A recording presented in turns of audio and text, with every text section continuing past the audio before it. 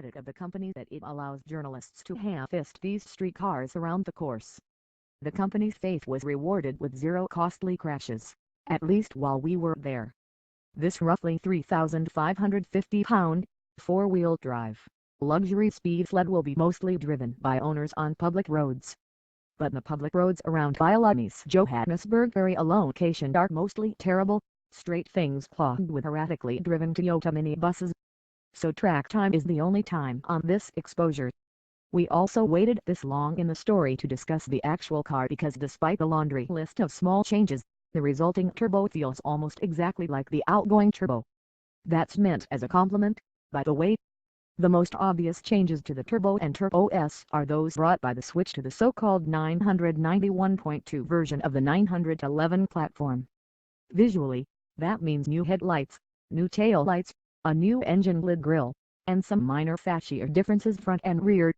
It looks, in other words, like a 911 Turbo. Inside, the car gets Porsche's new infotainment touchscreen with online navigation, Apple CarPlay integration, Wi-Fi connectivity, and a smartphone app for remotely checking fuel level and odometer readings as well as remote locking and unlocking of the car.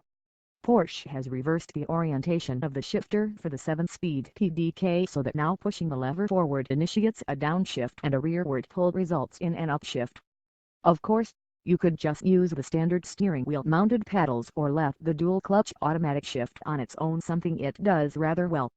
Note, a manual transmission has not been added to the options list. Of greater interest is the new 918 style steering wheel.